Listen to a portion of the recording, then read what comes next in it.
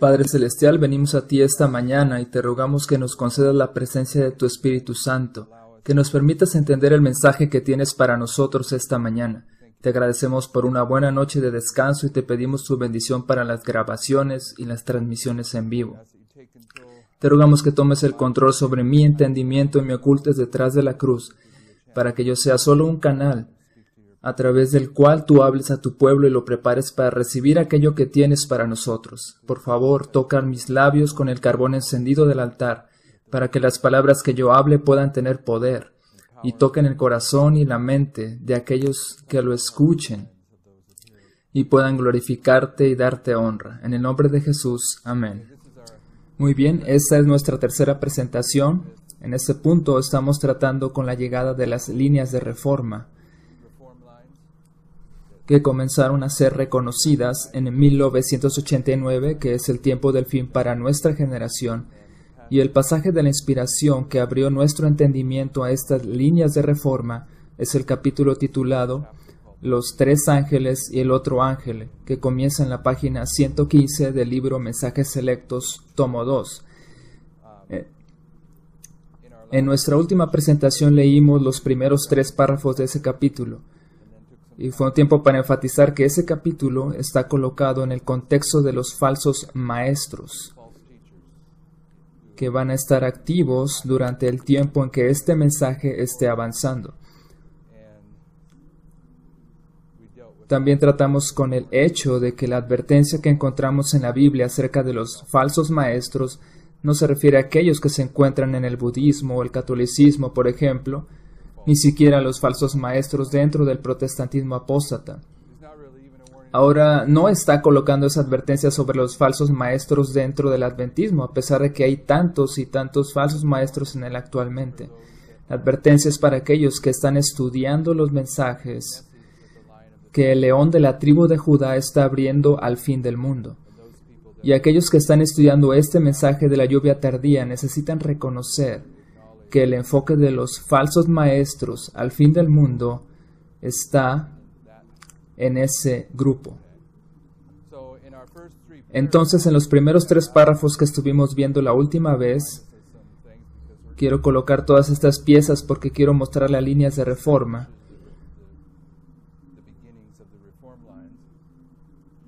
El primer párrafo en las notas lo puse reducido. Los grandes hitos de la verdad, y un hito es una marca a lo largo del camino. Los grandes hitos de la verdad que nos muestran nuestro rumbo en la historia profética deben ser cuidadosamente protegidos. Entonces, estos hitos que muestran nuestro rumbo en la historia profética definitivamente estarían bajo ataque de otra manera, no habríamos sido advertidos de protegerlos. Y después tenemos en el segundo párrafo una muy buena definición de lo que significa profecía. Se expusieron ante la gente los acontecimientos históricos y se vio que las profecías constituían una delineación simbólica de los acontecimientos que conducen al final de la historia terrena. Esta palabra delineación significa colocar sobre una línea. Entonces la profecía fue entendida como una serie de eventos colocados sobre una línea, y esa línea se dirige hasta el fin de la historia de este mundo. Es en ese capítulo en el que las líneas de reforma pueden ser reconocidas, y es el que las develó. Y si tomas cada una de las piezas de este capítulo, una a una, verás cómo las líneas de reforma van tomando su lugar. Este capítulo también nos habla de cada uno de los componentes del mensaje del tiempo del fin en su totalidad. Allí mismo está definiendo la profecía. Las últimas escenas revelan claramente su relación con el papado. Es una referencia a los últimos 6 versículos de Daniel capítulos 11. Y el rey del norte es una confirmación de que el hombre de pecado es el rey del norte. Y por supuesto que se refiere a las últimas escenas que nos dirigen al momento en que Miguel se pone de pie, y eso es Daniel 12:1, cuando termina la gracia para la humanidad. En este tercer párrafo, ella enfatiza lo que llama los últimos 50 años, y esta es una referencia común que la hermana White usa para señalar los últimos 50 años del adventismo, en los inicios de los años 1840 a 1890, en los que ella apunta a las verdades que entendimos durante esa historia como aquellas que llegarían a estar bajo ataque, y es bastante seguro que después de 1888, mientras íbamos cayendo en tinieblas, hubo un ataque que nos llevó hasta el punto en que estamos ahora, a rechazar todas las verdades que están en estos diagramas. Aunque pretendemos seguir proclamando los 2300 días, no entendemos que al rechazar las otras verdades también rechazamos esa profecía. Bien, ahora vamos a tocar el párrafo número 4 y vamos a hacer dos cosas. Vamos a tratar de mostrar cómo fueron reconocidas las líneas de reforma, pero también vamos a mostrar en este capítulo las verdades que son el mensaje de la lluvia tardía y que todas ellas están marcadas en este capítulo. Vamos a leer un poco y vamos a movernos rápidamente. Según las instrucciones que al Señor le ha complacido darme, usted está en peligro de llevar a cabo la misma obra. Ella le está hablando a un hermano que estaba tomando las profecías de tiempo y las colocaba en el futuro. Profecías que ya habían sido cumplidas y por supuesto también tenemos que esto sucede en este mensaje actualmente con aquellos hermanos que están insistiendo en predecir cuándo es que va a llegar la ley dominical. Esta misma mañana recibí un correo electrónico de uno de ellos, una vez más, donde explica por qué la ley dominical ha de llegar en el 2015, y por eso es que estoy diciendo esto. Estoy tratando de mostrar que no hay nada en ese capítulo que esté allí por accidente. La inspiración nos está llevando a entender que va a haber un zarandeo al interior de este movimiento, al igual que afuera. Según las instrucciones que al Señor le ha complacido darme, usted está en peligro de llevar a cabo la misma obra al presentar a otros verdades que ya tuvieron su lugar y realizaron su obra específica para ese tiempo en la historia de la fe del pueblo de Dios. Usted acepta como verdaderos estos hechos de la historia bíblica, pero los aplica al futuro. Todavía mantienen su fuerza en su lugar debido en la cadena de los acontecimientos. Y por supuesto aquella se refiere a los hitos proféticos y a esa línea como la cadena. Cuando estudiamos a Guillermo Miller nos dimos cuenta que a él se le dio el inicio de esa cadena de verdad y a nosotros se nos ha dado el fin de los eslabones. Estas líneas de reforma que vemos en este capítulo son esos eslabones de esta cadena que inicia en el Edén y termina con la segunda venida de Cristo. Al comienzo del adventismo le fue dada el inicio de esta cadena de verdad y al final se nos dan los últimos eslabones.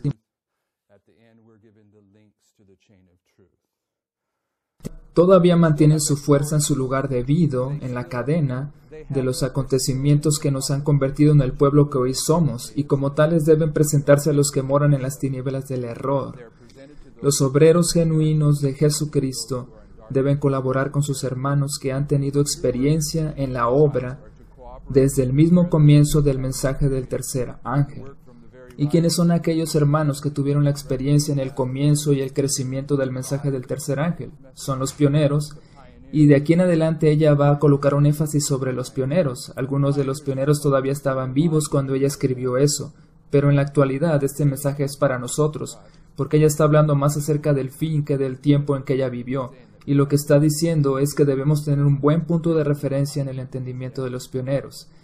Estos avanzaron paso a paso, y veremos a través de este capítulo que ella va a enfatizar este punto de paso a paso o punto por punto en su orden. Entonces, cuando comenzamos a construir la línea de reforma, la inspiración coloca un énfasis sobre el hecho de que hay un orden específico y de que hay ciertos pasos que deben ser marcados. Y si leen el pasaje verán que esto es así. Y también va a identificar esos pasos como pruebas.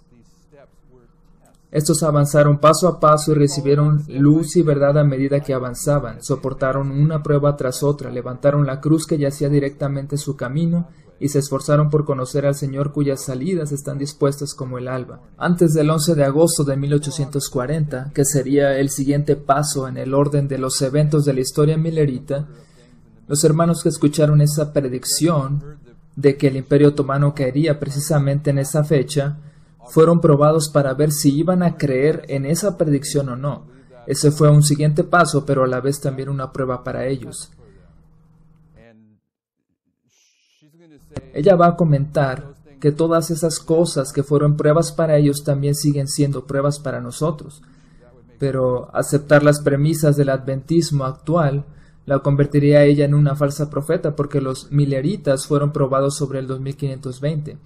Y aunque ella no sería muy precisa sobre si los 2520 no eran válidos, sin embargo, nosotros sí seremos probados respecto a ese punto, y también sobre cada una de las profecías que se dieron durante esta historia. Usted y otros de nuestros hermanos deben aceptar la verdad tal como Dios la ha dado a los estudiosos de la profecía, que han sido guiados por una experiencia genuina y viva, y han avanzado punto por punto, esto es, punto por punto o paso a paso, y han sido intensamente probados hasta que la verdad ha llegado a ser una realidad para ellos. ¿Quiénes fueron probados intensamente y paso a paso? Fueron los pioneros, y ella nos dice que debemos aceptar las verdades que fueron dadas a ellos. La verdad, como rayos brillantes y cálidos, ha salido de sus voces y de sus plumas, y ha ido a todas partes del mundo, y aquello que para ellos fue una verdad probatoria, tal como fue dada por los mensajeros delegados del Señor, es también una verdad probatoria para todos aquellos a quienes proclama este mensaje. Entonces, las mismas pruebas que tuvieron ellos, las tendremos nosotros. ¿Y cómo podría llegar a ser una prueba para nosotros si creemos que es una profecía falsa? Si creemos que ellos estaban equivocados al permitir que fueran probados por profecía. Por lo que todo esto coloca ciertamente a la hermana White en una posición peculiar si aceptamos esta premisa de que todas estas profecías fueron falsas. Y no solo tiene que ver con los 2520, que actualmente dentro del adventismo se rechazan el continuo, los 1335, los 1290 y el papel del Islam. Todas estas cosas que los probaron a ellos no podrán probarnos a nosotros si creemos que los pioneros estaban equivocados respecto a ellas.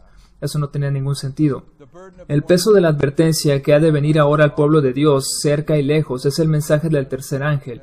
Y aquellos que están buscando entender este mensaje no serán dirigidos por Dios para hacer una aplicación de la palabra que socave el fundamento y remueva los pilares de la fe que ha hecho de los adventistas del séptimo día lo que son hoy. Las verdades que se han ido revelando en su orden. A lo largo de este capítulo hay un énfasis sobre este orden específico. Mientras hemos ido avanzando a lo largo de la línea de profecía, la delineación de eventos, revelada en la palabra de Dios, son verdad, santa, eterna y verdad hoy. Los que recorrieron el terreno paso a paso en la historia pasada de nuestra experiencia, viendo la cadena de verdad en las profecías, estaban preparados para aceptar y obedecer cada rayo de luz. Estuvieron orando, ayunando, buscando, excavando por la verdad como por tesoros escondidos. Esta es la manera en que supuestamente deberíamos estudiar hoy. Y la mayoría de los adventistas no están buscando la verdad como tesoros escondidos, sino que si tienen una duda, me pregunto si esto es verdad, solo van a sus pastores y ancianos y les preguntan. Y el Espíritu Santo, lo sabemos, estuvo enseñándonos y guiándonos. Muchas teorías fueron sugeridas, ostentando una apariencia de verdad, pero mezcladas de tal modo con interpretaciones equivocadas o aplicaciones erróneas de escritura que dirigían a errores peligrosos. Sabemos muy bien cómo fue establecido cada punto de la fe y el sello que le fue colocado por el Espíritu Santo. Nos está diciendo que las verdades de esa historia fueron el mensaje del sellamiento para aquellos pioneros que prefiguró el sellamiento de nosotros. Y todo ese tiempo se escucharon voces. Aquí está la verdad. Yo tengo la verdad, síganme. Pero las advertencias venían. No vayáis tras ello, yo no los envié, mas ellos corrieron. La conducción del Señor fue muy marcada. Ella nos acaba de decir que debemos proteger los hitos.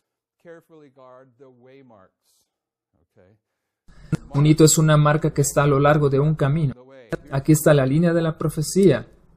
Se expusieron ante la gente los acontecimientos históricos que mostraban el cumplimiento directo de la profecía. Y este es uno de los acontecimientos históricos que mostraban el cumplimiento directo de la profecía. Aquí es donde el Señor está marcando con este evento. La conducción del Señor fue muy marcada y sus revelaciones de lo que constituye la verdad fueron sumamente maravillosas. Punto tras punto, paso a paso en su orden correspondiente fue establecido por el Señor, Dios de los cielos. Aquello que era verdad entonces ya no es verdad hoy. ¿Eso es lo que dice? Aquello que era verdad entonces sigue siendo verdad hoy. Pero hay voces que no cesan de escucharse. Esto es verdad, yo tengo nueva luz.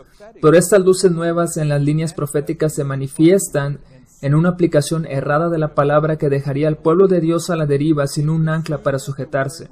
Si los estudiantes de la palabra tomaran las verdades que Dios reveló en la condición que dio a su pueblo y se apropiaran de ellas, las asimilaran y las llevaran a la vida práctica, entonces se convertirían en canales vivos de luz. Si tomas el mensaje de los pioneros y lo aplicas a tu vida, entonces llegarás a ser un canal vivo de luz. Pero aquellos que se colocan a sí mismos para estudiar nuevas teorías tienen una mezcla de verdad y error, y después de tratar de hacer de estas cosas algo prominente, demuestran que no han encendido sus lámparas en el fuego del altar divino y se han apagado en las tinieblas. La proclamación de los mensajes del primero, del segundo y del tercer ángel ha sido, ¿cómo dice?, establecida. Este es un énfasis sobre la ubicación que tienen los mensajes del primero, segundo y tercer ángeles sobre esta línea. Ha sido establecida por la palabra inspirada. No debe alterarse, ni la parte más mínima. Ninguna autoridad humana tiene más derecho de cambiar la ubicación de estos mensajes que la que posee para sustituir el Antiguo Testamento por el Nuevo. El Antiguo Testamento es el Evangelio expresado en figuras y símbolos. El Nuevo Testamento es la realidad. El uno es tan esencial como el otro. El Antiguo Testamento presenta lecciones provenientes de los labios de Cristo y esas lecciones no han perdido su fuerza en ningún detalle. El primer mensaje del segundo y el segundo se dieron en 1843 y 44 y ahora estamos bajo la proclamación del tercero. Pero aún ahora ha de seguir proclamándose los tres mensajes. Ahora es tan esencial como en cualquier tiempo pasado que se le repita a los que están buscando la verdad. Debemos hacer resonar su proclamación mediante la pluma y la voz. Ahora nos va a indicar qué es lo que deberíamos estar haciendo mediante la pluma y la voz. Debemos mostrar su orden. ¿Y cuál es ese orden? El primero, el segundo y el tercero. Esto es supuestamente lo que deberíamos enseñar por la pluma y la voz. Debemos mostrar su secuencia y la aplicación de las profecías que nos conducen al mensaje del tercer ángel.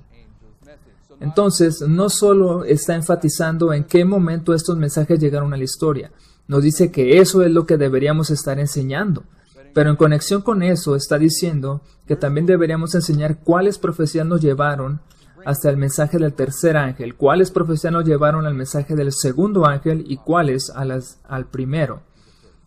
La aplicación de las profecías que nos conducen al mensaje del tercer ángel.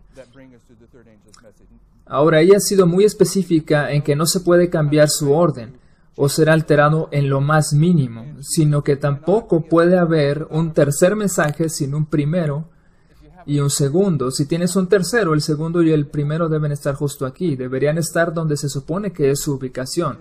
Es en este capítulo en el que el Espíritu Santo está identificando el principio de combinación de 3 en 1, o sea, las líneas de reforma. Si vas siguiendo ese capítulo cuidadosamente, podrás ver cómo es que se reconocieron estos principios hace años, en 1989. Debemos proclamar al mundo estos mensajes mediante publicaciones y conferencias. Aquí está la clave principal, que muestren en el ámbito profético las cosas que han sido y las que serán. Mientras colocas esta historia del periodo de los mileritas, estás mostrando las cosas que sucedieron en esta historia y también las que sucederán en el fin del mundo. Probablemente, este es el énfasis principal de todo esto, que esta historia está ilustrando el fin del mundo. Ahora ella nos dice, el libro que fue sellado no fue el de Apocalipsis, sino la porción de la profecía de Daniel que se refería a los últimos días. ¿Cuándo se le quitó el sello al libro de Daniel? Fue en 1798. Y también ese fue el tiempo del fin. Pero ahora noten lo que ella nos va a decir. Nos acaba de aclarar que deberíamos usar esta historia para mostrar las cosas que han sucedido tanto como las que sucederán. Y ahora en este párrafo nos lleva a el tiempo del fin, el 1798, y dice, el libro que fue sellado no fue el de Apocalipsis, sino la porción de la profecía de Daniel que se refería a los últimos días. Y precisamente aquí se refiere a los últimos 6 versículos del libro de Daniel, en el capítulo 11. Todos los profetas están hablando acerca del fin del mundo, y en el fin del mundo está describiendo el inicio del adventismo y también su final, por lo que hay un tiempo del fin al inicio del adventismo al que puedes aplicar correctamente este pasaje. Pero si puedes notarlo, ella también va a colocar un énfasis que nos lleva al fin del adventismo. La Escritura dice, aquí ella va a citar Daniel capítulo 12, Pero tú, Daniel, cierra las palabras y sella el libro hasta el tiempo del fin. Muchos correrán de aquí para allá y la ciencia se aumentará. Daniel 12:4. Cuando se abrió el libro se proclamó, el tiempo no será más. Ahora ha sido abierto o desellado el libro de Daniel. Aquí está hablando del año 1798 cuando le fue quitado el sello. Y la revelación hecha por Cristo a Juan debe llevarse a todos los habitantes de la tierra. Pero ahora noten lo que ella nos va a decir. Mediante el aumento del conocimiento debe prepararse a un pueblo para que resista en los últimos días. Entonces ella nos está hablando de Daniel 12 como siendo desellado en el tiempo del fin y habiendo también un incremento del conocimiento. Y toma esta historia y nos dice que habrá un aumento del conocimiento al fin del mundo que va a preparar al pueblo de Dios para permanecer firme en los últimos días. Vemos que ella está siendo consistente con sus propios conceptos, mostrando las cosas que han sido y las que serán. Ahora ella cita Apocalipsis 14, 6 al 7. Y dice: si se presta atención a este mensaje, inducirá a cada nación, tribu, lengua y pueblo a examinar cuidadosamente la palabra, y los conducirá a la verdad, a la verdadera luz concerniente al poder que ha cambiado el séptimo día de reposo por un día de reposo espurio. ¿Cuál es ese poder? El papado. El único Dios verdadero ha sido olvidado, su ley ha sido descartada, y su sábado sagrado ha sido pisoteado en el polvo por el hombre de pecado. El cuarto mandamiento, tan claro y explícito, ha sido ignorado. El monumento del sábado que expresa quién es el Dios viviente, el creador de los cielos y de la tierra, ha sido derribado y en su lugar se ha dado al mundo un día de reposo falso. Así se ha abierto una brecha en la ley de Dios. Un día de reposo falso no podría constituir una norma verdadera. En el mensaje del primer ángel se llama a los hombres a adorar a Dios nuestro Creador, quien hizo el mundo y todas las cosas que hay en él. Han rendido homenaje a una institución del papado e invalidado la ley de Jehová. Pero debe haber un aumento de conocimiento con respecto a este asunto. Entonces lo que ella nos acaba de decir es que al fin del mundo, cuando el libro de Daniel se le quita el sello, ¿y cuál es la porción del libro de Daniel que iba a ser desellada de acuerdo a este pasaje? Será aquella porción que está relacionada con los últimos días, o sea, Daniel 11, 40 al 45.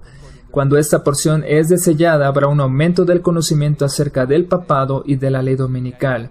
¿Cuál fue el aumento del conocimiento que hubo en 1798? Fueron las profecías de tiempo. Nos está diciendo que a través del aumento de conocimiento se va a preparar un pueblo para que pueda permanecer en los últimos días. Y ahora nos dice que ese aumento del conocimiento viene de aquella porción del libro de Daniel que se refiere a los últimos días y es un aumento del conocimiento acerca del papado y la ley dominical.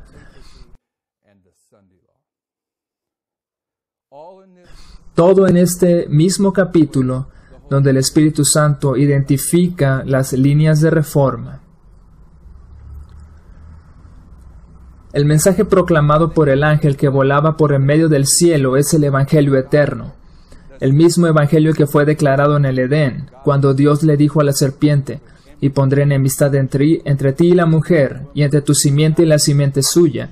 Esta te herirá en la cabeza y tú la herirás en el calcañar. Ahora nos está diciendo que esta historia de los mileritas es el Evangelio eterno.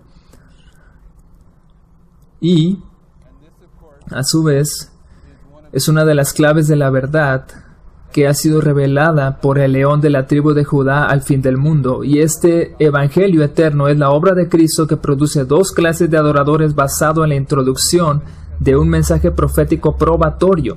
Y la ilustración más clara de esto es la historia milerita. Aquí se desella una verdad profética probatoria. En 1798 hay un aumento del conocimiento.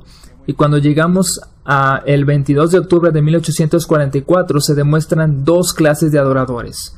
Una de ellas se dirige al lugar santísimo siguiendo a Jesús, y la otra permanece en el lugar santo donde Satanás comienza a contestar sus oraciones. Esto es Génesis 3:15, nos está hablando sobre la simiente de Jesús y la simiente de Satanás. Entonces, en este capítulo donde ella está alineando las líneas de reforma, también nos dice que estas mismas son una ilustración del Evangelio eterno.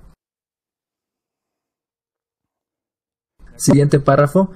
En el capítulo 58 de Isaías se especifica la obra de los que adoran a Dios, el hacedor de los cielos y la tierra. Los tuyos edificarán las ruinas antiguas, los cimientos de generación y generación levantarás.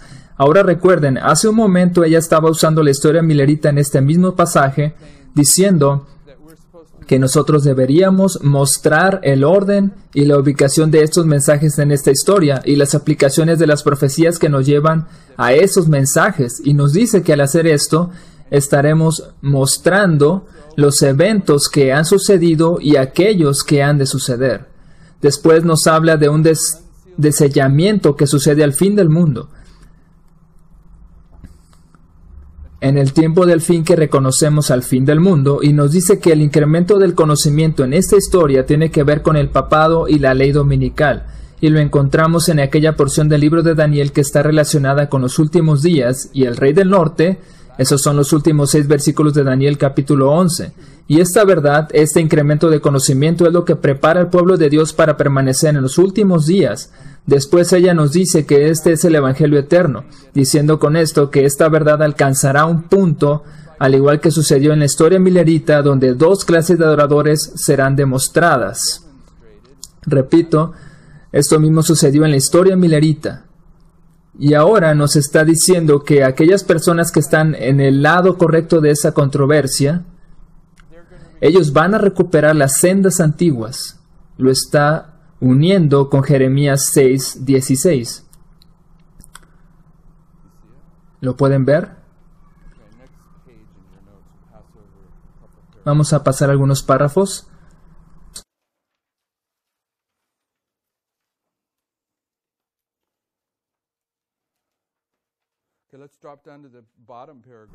Vamos a la parte de abajo de las notas. Se ha cumplido todo lo que Dios ha especificado en la historia profética y se cumplirá todo lo que aún deba cumplirse en su orden. Entonces todo lo que tenemos aquí atrás, esto es de lo que ella está hablando, esta historia de los mileritas en su orden, punto por punto, paso a paso, y nadie tiene el derecho a cambiar la ubicación de estos mensajes, así como nadie puede cambiar el Viejo Testamento por el Nuevo. Pero ahora ella nos dice que todo lo que vendrá también lo hará en su orden. Entonces lo que ha de venir también vendrá en un orden específico, al igual que el orden que vemos en estos eventos pasados. Se ha cumplido todo lo que Dios ha especificado en la historia profética y se cumplirá todo lo que aún deba cumplirse en su orden. Daniel, el profeta de Dios, permanece firme en su lugar. Juan también lo está. En el Apocalipsis, el león de la tribu de Judá ha abierto el libro de Daniel a los estudiosos de la profecía, y así es como Daniel permanece firme en su sitio. Da su testimonio, el cual fue revelado por Dios por medio de visiones de los grandes y solemnes acontecimientos que es opcional que los conozcamos. Así es como dice, es opcional, que debemos reconocer en este momento cuando estamos en el mismo umbral de su cumplimiento. ¿Y quién es el que los está desvelando o desellando? El punto es que ella está citando el Apocalipsis y dice que allí el león de la tribu de Judá está desellando el libro de Daniel. ¿Cuándo fue abierto el libro de Daniel? Fue en el tiempo del fin. ¿Quién lo abrió? El león de la tribu de Judá. ¿Y cuándo es que el león de Judá está abriendo todo el libro del Apocalipsis? Es en Apocalipsis los capítulos 5 y 6 en adelante. ¿Qué es lo que está abriendo el león de la tribu de Judá? Está abriendo los sellos. Entonces, el desellamiento del libro de Daniel es lo mismo que este evento donde se quitan los 7 sellos al libro que estaba sellado. Ella misma está conectando estos 2 eventos. Nos está dejando ver que el león de la tribu de Judá es quien desella el libro. ¿Cuándo fue que el león de la tribu de Judá comenzó a revelar las verdades a los mileritas? ¿Fue en 1798 o el tiempo del fin? Entonces, ¿cuándo es que él comenzó a abrir las verdades para el pueblo de Dios al fin del mundo? En el tiempo del fin. ¿Y cuándo es este tiempo del fin? En 1989. ¿Y cuándo fue que él comenzó a abrir ese capítulo de mensajes selectos? También en ese año, 1989, el tiempo del fin exactamente en el momento preciso. ¿Y cuáles son esos grandes y solemnes acontecimientos que debemos reconocer en este momento cuando estamos en el mismo umbral de su cumplimiento? Son estos eventos. Se expusieron ante la gente los acontecimientos históricos que mostraban el cumplimiento directo de la profecía y se vio que las profecías constituían una delineación simbólica de los acontecimientos que conducen al final de la historia terrena. En otras palabras, esta historia, al ubicar estos eventos o hitos sobre esta línea, nos permite mostrar los eventos que han sido y aquellos que serán. Por lo tanto, estos hitos van a estar paralelos a estos otros hitos. ¿Pueden ver la lógica que hay aquí? Así fue como se reconoció esta verdad años atrás. Siguiente párrafo. Mediante la historia y la profecía, la palabra de Dios describe el prolongado conflicto entre la verdad y el error. Ese conflicto sigue en desarrollo. Las cosas que han acontecido debemos hacerlas a un lado porque estamos viviendo en el mundo moderno. ¿Es así como dice? Las cosas que han acontecido volverán a repetirse. Revivirán antiguas controversias y continuamente surgirán nuevas teorías. Pero el pueblo de Dios, al cual mediante sus creencias y su cumplimiento de la profecía han desempeñado una parte en la proclamación de los mensajes del primero, del segundo y del tercer ángel, sabe dónde se encuentran. Tiene una experiencia que es más preciosa que el oro refinado. Debe permanecer firme como una roca, aferrándose al comienzo de su confianza hasta el fin. ¿Cuál es el comienzo de su confianza? Ella nos está hablando de la gente que hizo su parte en esa historia de los mileritas. Entonces, ¿cuál fue el comienzo de su confianza? Fue esta historia de los mileritas. ¿Dónde fue que ellos se aferraron? Todo el camino, desde el inicio hasta el final. También para ti y para mí deberíamos aferrarnos a las verdades de esta historia todo el camino hasta el fin del mundo. Un poder transformador acompañó la proclamación de los mensajes del primer ángel y del segundo, e igualmente acompaña el mensaje del tercer ángel. Esto impresionó las mentes humanas con convicciones perdurables. El poder del Espíritu Santo se manifestó. Hubo estudio diligente y punto por punto de las Sagradas Escrituras. Se dedicaron noches casi enteras a una investigación fervorosa de la palabra. Buscamos la verdad como si hubiéramos buscado tesoros escondidos. El Señor se reveló a nosotros. Se derramó luz sobre las profecías y supimos que habíamos recibido instrucción divina. El Señor se reveló a nosotros y nos enseñó las doctrinas de la Biblia. No es eso lo que ella está diciendo. Lo que dice es, el Señor se reveló a nosotros. Se derramó luz sobre las profecías y supimos que habíamos recibido instrucción divina. El Señor se revela a su pueblo cuando abre su palabra profética. ¿Y quién es Él? Quiero comentar esto para que quede en la grabación porque vamos a tratar con este punto. ¿Quién es Él? Si dice que se puede revelar a nosotros, entonces ¿quién es? Ustedes dicen que es el Alfa y la Omega, pero tenemos una referencia. Aquí está la línea donde Él se ha revelado como el león de la tribu de Judá, pero que al mostrar las cosas que han sido, está mostrando las cosas que serán. Entonces, ¿de quién está hablando? Sí, es el Alfa y la Omega.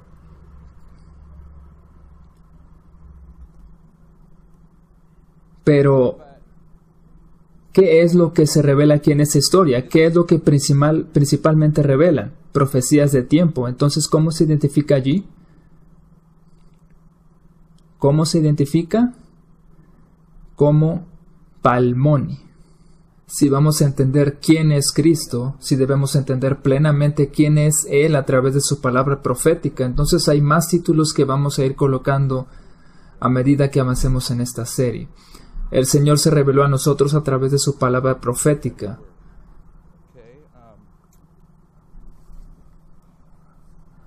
Vamos a ir a un párrafo más adelante.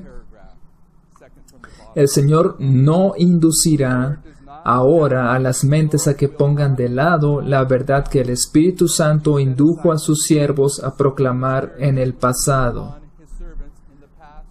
Relacionen eso con este diagrama y pregúntense ustedes mismos. A pesar de que Elena de White dice que he visto que el diagrama de 1843 fue dirigido por la mano del Señor y que no debe ser alterado, y que fue Dios quien dirigió su publicación, ¿está bien para nosotros hacer a un lado estas verdades en acuerdo con esta declaración?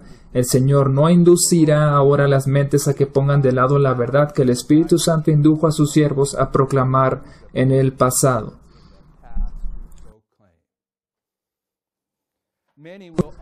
Muchos investigarán sinceramente en la palabra en busca de luz, tal como lo hicieron otros en el pasado, y verán la luz en la palabra.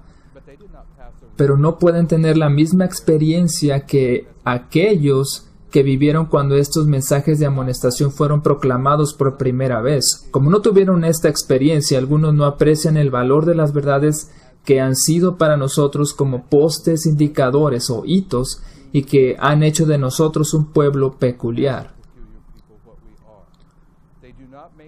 No aplican correctamente las escrituras y en consecuencia inventan teorías que no son correctas. Es cierto que citan abundantemente la escritura y enseñan mucho que es verdad.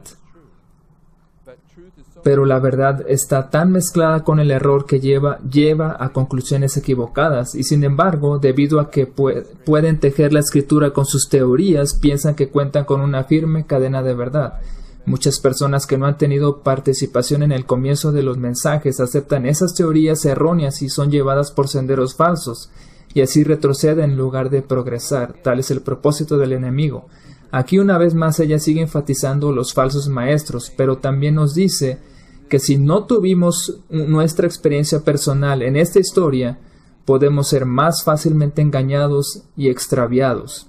Claro está que actualmente no hay nadie vivo que haya pasado por esta experiencia de los mileritas en esta historia. Tenemos los escritos de los pioneros, pero esta historia está ilustrando esta otra de nuestro tiempo, de manera que cuando comenzamos a repetir esta historia debiera haber cierto grado de confianza en aquellos que estuvieron allí cuando se inició, porque ellos tuvieron esa experiencia. Sin embargo, algunas personas que han conocido este mensaje, y yo los he visto, se emocionan por la profecía de los 2520, la aceptan y la enseñan, pero no estudian los últimos 6 versículos de Daniel 11 y no ven nada importante allí que debiéramos entender, sin excepción.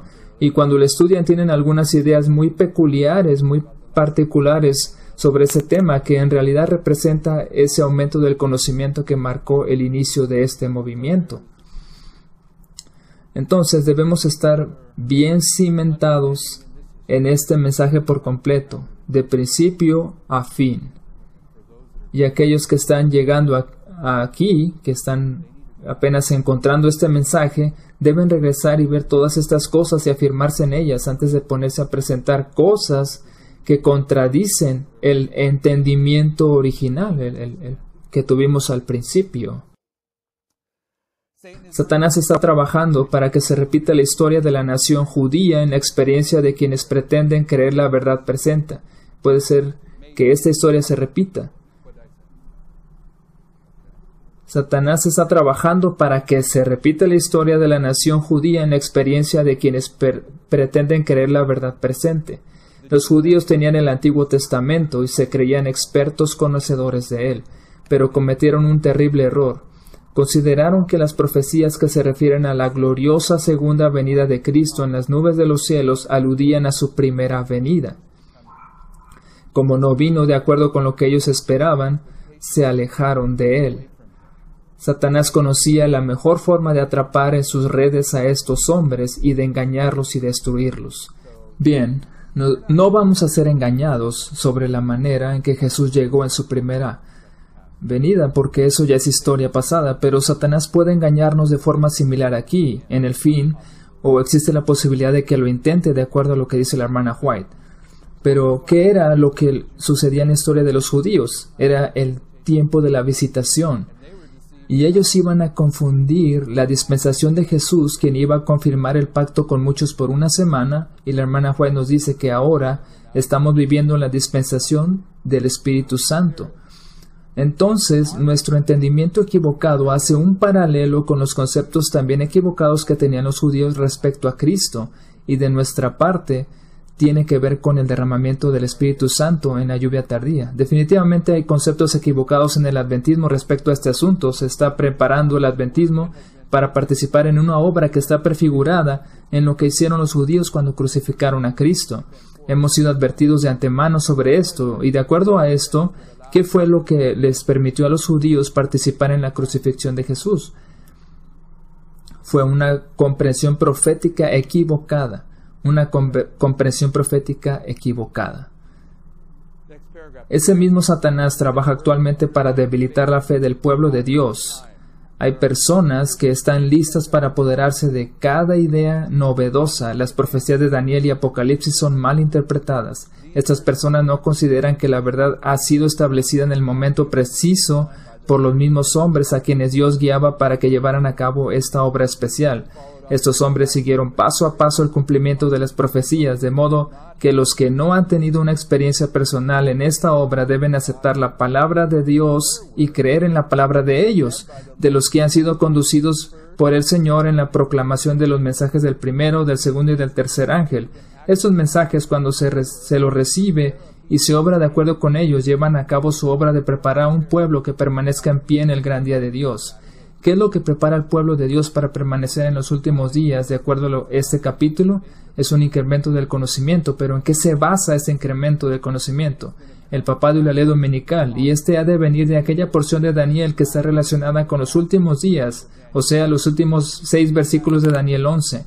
Entonces, cuando encontramos a estas personas actualmente que enseñan que el rey del norte es el Islam, que imprimen libros e invitan a las iglesias adventistas, lo primero es que no pueden comprobar con la palabra de Dios, y el pastor que está haciendo eso, lo primero es que cambió el tiempo del fin de 1798 a 1844.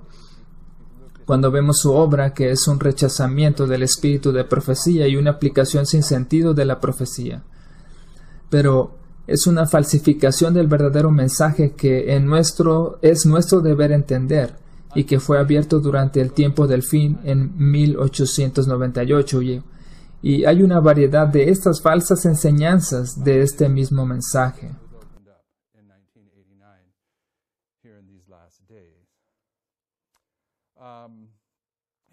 Ahora noten esto, si investigamos las Escrituras para confirmar la verdad que Dios ha dado a sus siervos para el mundo, me encanta esa declaración, si nos concentramos bien en entenderla.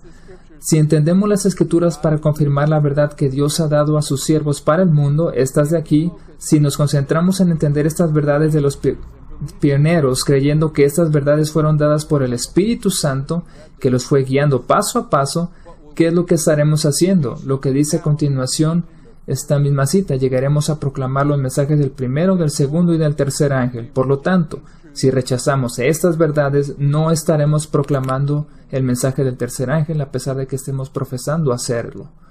Si investigamos las Escrituras para confirmar la verdad que Dios ha dado a sus siervos para el mundo, si investigamos las Escrituras para comprobar que los 2520 son incorrectos, vamos a venir con un montón de ideas humanas para comprobar precisamente eso, que son incorrectos, y en verdad no estaremos proclamando el mensaje del tercer ángel.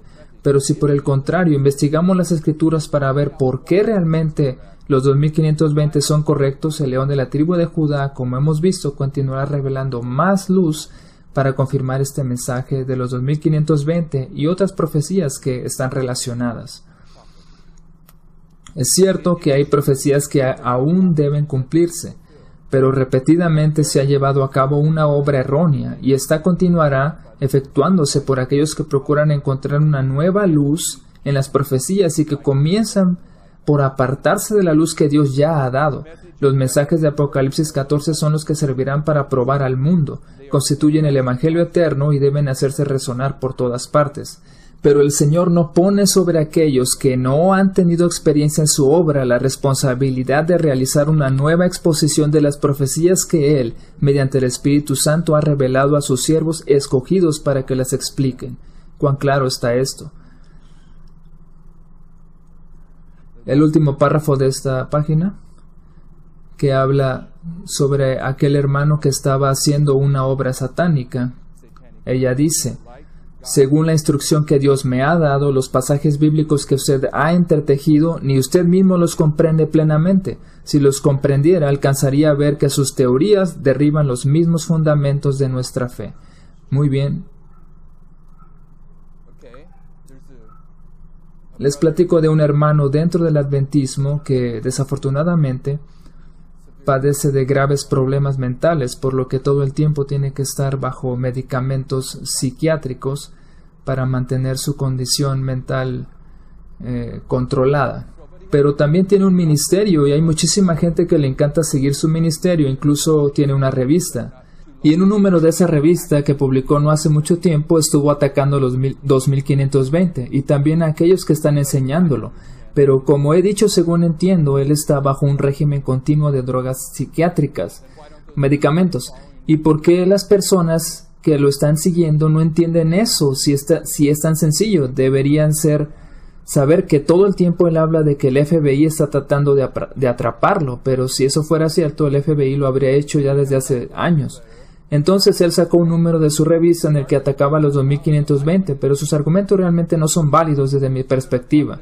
Pero lo que quiero destacar aquí es, ¿deberíamos poner nuestra confianza en gente que está utilizando medicamentos psiquiátricos? Entonces escuchen la siguiente cita. La tarea más difícil que he tenido que realizar en relación con el tema que nos ocupa, se refiere a gente que estaba enseñando profecías falsas, fue el asunto que tuve con una persona que yo sabía que deseaba seguir al Señor. Durante un tiempo pensó que recibía nueva luz, estaba gravemente enfermo y no le quedaba mucho tiempo de vida. ¿Cómo deseaba en mi corazón que él no hiciera necesario que yo le dijese lo que estaba haciendo? Aquellos a quienes presentaba sus puntos de vista lo escuchaban ansiosamente y algunos pensaban que estaba inspirado. Había preparado un diagrama y utilizaba las escrituras en sus razonamientos para demostrar que el Señor vendría en una fecha determinada, creo que en 1894. Muchas personas consideraban que sus conceptos no tenían ni una falla. Hablaban de esas poderosas exhortaciones presentadas desde su lecho de enfermo. Contempló visiones maravillosas, pero ¿cuál era la fuente de su inspiración? Era la morfina que le administraban para aliviar sus dolores. En nuestra reunión del reavivamiento celebrada en Lancaster, Michigan, justamente antes de ir a Australia, tuve que hablar claramente con respecto a esa nueva luz. Dije a los hermanos que las palabras que habían oído no eran la verdad de la inspiración. La luz maravillosa que presentaba tal despliegue de verdades era el resultado de una aplicación equivocada de las Escrituras. La obra del Señor no terminaría en 1894. El Señor me dijo, esto no es la verdad, sino algo que conducirá por caminos extraviados y algunos se confundirán con esta nueva presentación y abandonarán la fe. Todavía hay más. No deberíamos seguir a hombres que tienen que utilizar medicamentos psiquiátricos para mantener la cordura. Deberíamos trabajar para que ellos alcancen la salvación, pero no seguirlos como a líderes. Sin embargo, hay algunos en el pueblo de Dios que lo hacen.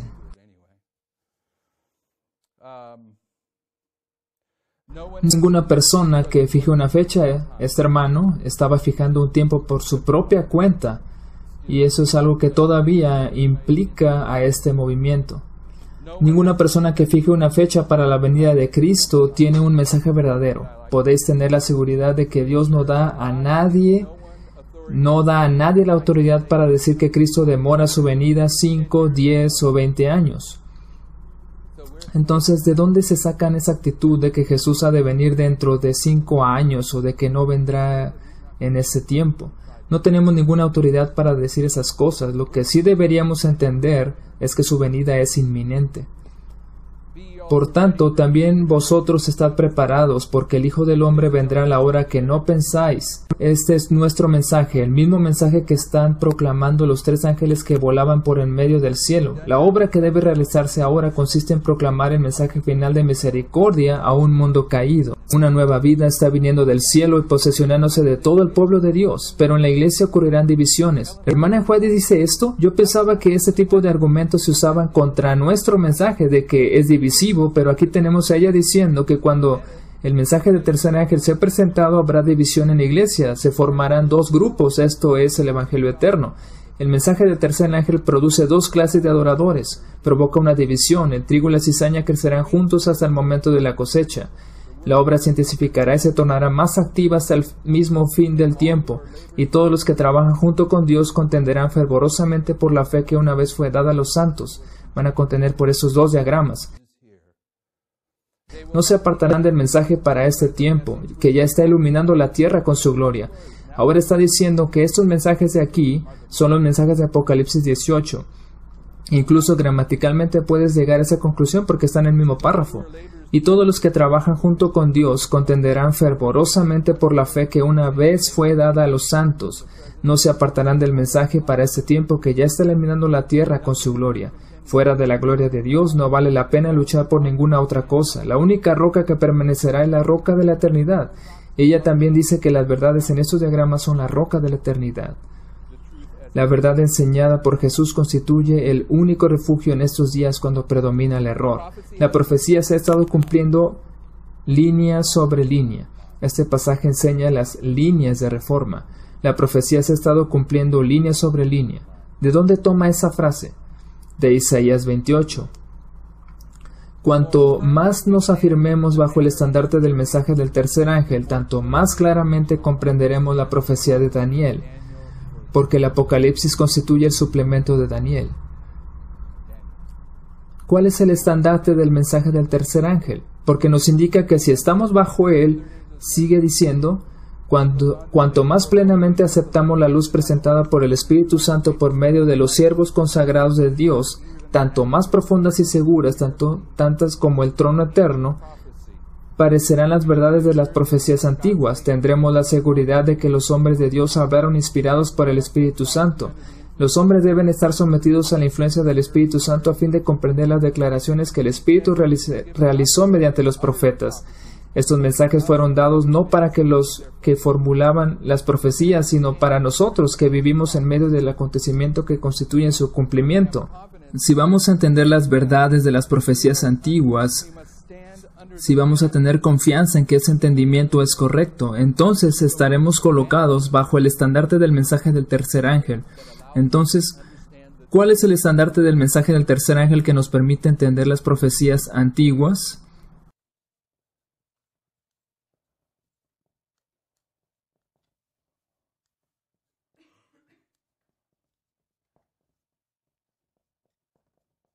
La respuesta es que el estandarte del mensaje del tercer ángel es el principio de combinación de 3 y 1. Los mensajes de los tres ángeles que vinieron durante la historia del periodo milerita y que dirigen hacia el mensaje del cuarto ángel de Apocalipsis 18. Cuando nos colocamos debajo de este como un estandarte, entonces esto es lo que abre las profecías antiguas tal como lo encontramos en este mismo capítulo.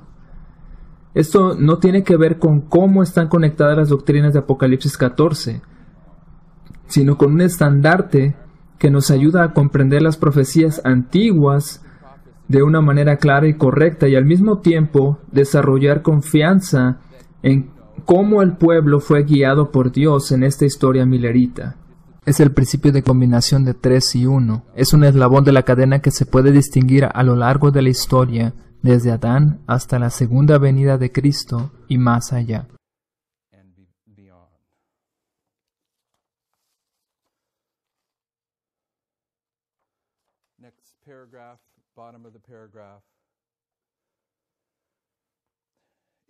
Si no se nos llama a profetizar, se nos invita a creer en las profecías y a colaborar con Dios en la tarea de llevar la luz a otras mentes. Estamos procurando cumplir con esto.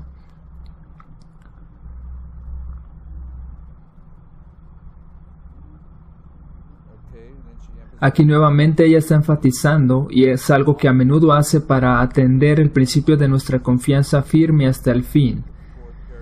Vamos al siguiente párrafo.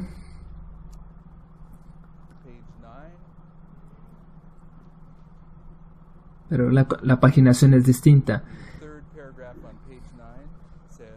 Mientras usted sostiene firmemente el estandarte de la verdad y proclama la ley de Dios, que cada alma recuerde que la fe de Jesús se relaciona con los mandamientos de Dios. Al tercer ángel se lo presenta volando en medio del cielo y proclamando en alta voz: aquí está la paciencia de los santos, los que guardan los mandamientos de Dios y tienen la fe de Jesús. Los mensajes del primero, del segundo y el tercer ángel se relacionan entre sí. No es posible apagar las evidencias de la verdad permanente y sempiterna de estos grandiosos mensajes que significa tanto para nosotros, que han despertado una oposición tan intensa del mundo religioso. Satanás procura constantemente arrojar una sombra diabólica sobre estos mensajes, y si él está tratando de cubrir estos mensajes ahora, nos va a decir por qué está intentando hacerlo, para que el pueblo remanente de Dios no discierna con claridad su importancia, su tiempo y su lugar. El mensaje del segundo ángel vino a su tiempo en junio de 1842, ese es su lugar. El mensaje del primer ángel recibió poder en agosto de 1840. Ese es su lugar, pero llegó en 1798. El mensaje del segundo ángel recibió poder en el verano de 1844 con el clamor de medianoche, en el campestre de Exeter. El mensaje del tercer ángel llegó el 22 de octubre de 1844 y recibió poder el 11 de septiembre del 2001. Esto es lo que Satanás no quiere que entendamos, la importancia, el tiempo y el lugar en que llegan estos mensajes. Por lo tanto, podemos inferir que el énfasis que ella está poniendo aquí es que deberíamos conocer estas cosas.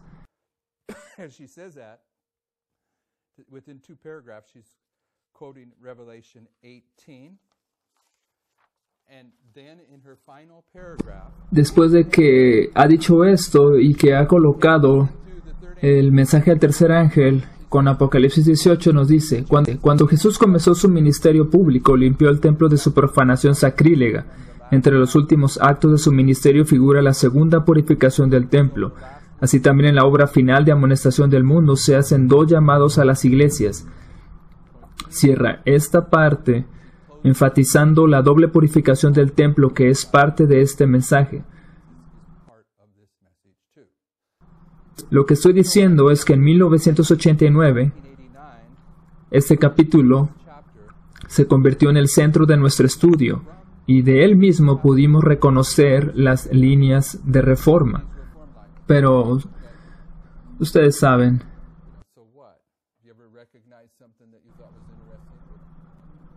en aquel momento no fue más que un descubrimiento interesante porque yo tenía un trabajo secular mientras vivíamos en California y ustedes saben, suele suceder que uno solo vuelve a repasar esas cosas de vez en cuando. Ustedes saben a qué me refiero. En aquel tiempo fue que Bill Clinton llegó a la presidencia y siendo un político liberal echó abajo el complejo militar y en el pueblo donde vivíamos, en medio del desierto y donde teníamos un negocio de construcción que estaba creciendo bien. Ese pueblo también había allí una base de militares y se construían unas 300 o 400 casas cada año. Pero Clinton cortó los recursos y la construcción pasó de unas 300 o 400 casas al año a unas 10 solamente. Entonces, los que nos dedicábamos a la construcción en ese pueblo dijimos, ¿ahora qué vamos a trabajar? Tuvimos que despedir gente porque era un buen grupo de gente, de personas que trabajaban con nosotros y un hermano muy talentoso consiguió un trabajo en el ministerio Hope International, en sus imprentas, y en una ocasión él le presentó al director de ese ministerio el panfleto que habíamos escrito sobre Daniel 11, 40 al 45. El director se llevó este material a un viaje que iba a hacer y de regreso comentó, necesitamos a este autor con nosotros, este es el mejor estudio de Daniel 11 que yo haya visto. Y de esa manera fue como me uní a Hope International para trabajar, y en ese momento, para aquellos que saben algo de lo que sucedió, la conferencia general estaba teniendo algunos conflictos con varios ministerios de sostén propio, como Heartland, Hope International y otros. Incluso se publicó un libro donde se recomendaba a los hermanos que no tuvieran relación con estos ministerios de sostén propio y mucho menos que los apoyaran económicamente. Algunos ministerios también respondieron y los que estaban realmente bajo la mira eran Heartland, Hope International y Steps to Life.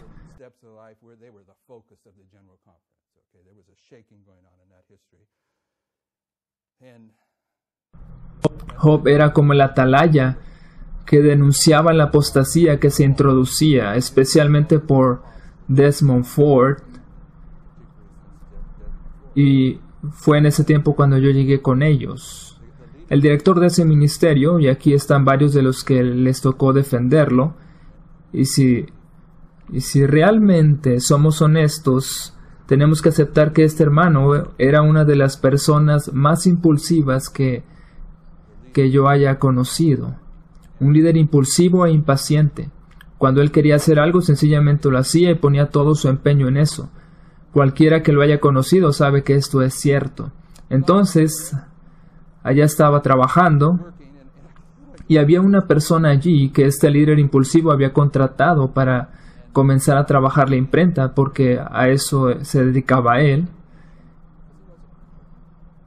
Y al hablar con él me enteré que se había bautizado hacía 2 semanas, y le dije: hace 2 semanas te bautizaste y ya estás aquí en medio de este tremendo conflicto trabajando en Hope International.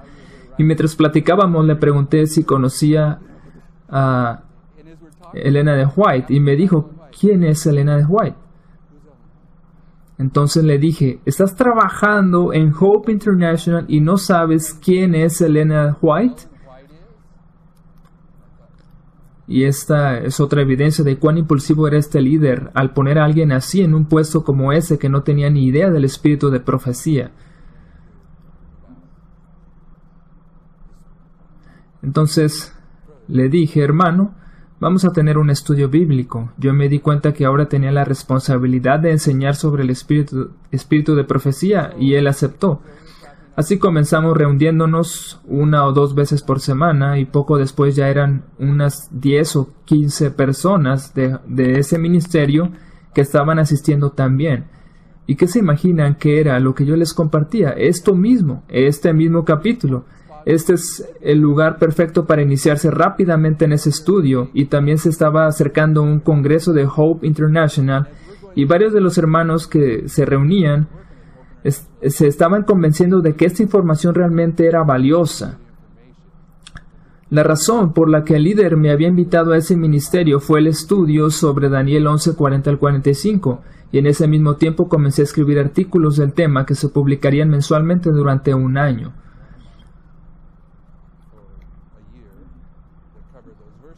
Pero al final, esos hermanos que habían escuchado los estudios fueron ante la junta que organizaba el congreso y les dijeron: permítanle al hermano Jeff Pippinger presentar esta semana el estudio que nos ha estado compartiendo. Así que la primera vez que presenté algo públicamente fue esa vez en 1995.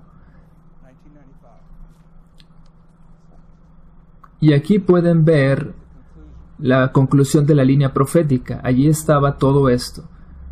Es sorprendente que allí ya estaba todo. Entonces, desde 1989 hasta 1995, que fue presentado públicamente, y algo que quiero enfatizar es que la primera cosa que fue presentada públicamente no fueron los 6 últimos versículos de Daniel 11, sino las líneas de reforma.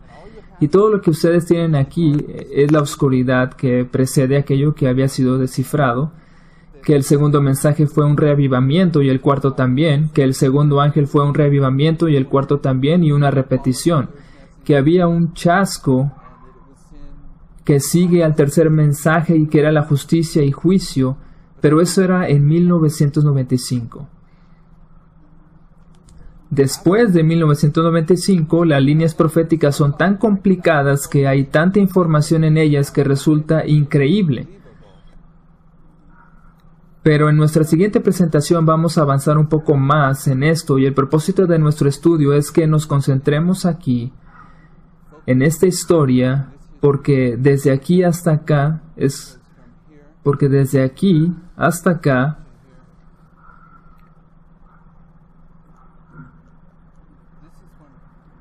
cuando Cristo está visitando a la iglesia adventista del séptimo día. Y cuando se fortalece el primer mensaje, de la manera en que también sucedió con las demás historias, y sucedió en el 2001, es entonces que el tiempo de visitación se convierte en vida o muerte, y nos queremos enfocar en ello, pero lo queremos hacer en el contexto del hecho de que el león de la tribu de Judá abrió este tema para enviar una advertencia al adventismo en esta historia desde el 11 de septiembre del 2001 hasta la ley dominical. Los invito a orar. Padre Celestial, estamos admirados de que la obra que tú has hecho en el pasado y la que estás haciendo ahora en medio de tu pueblo. Y también entendemos que esta es la obra del Evangelio eterno y de que tenemos la posibilidad de estar en alguna de esas dos clases. Te rogamos que nos des el discernimiento y el valor para seguirte donde quiera que vayas, para que podamos estar en la clase correcta en el futuro cercano ante la ley dominical. Te agradecemos porque nos permites estar entre aquellos que están escuchando y considerando estas verdades. Te pedimos que cumplas tu voluntad con ellos, que tu palabra no vuelva a ti vacía en nuestras vidas. Te rogamos que nos ayudes en esta obra y nos sigas bendiciendo en este día y en las transmisiones y producciones de los discos que estamos haciendo. En el nombre de Jesús lo pedimos. Amén.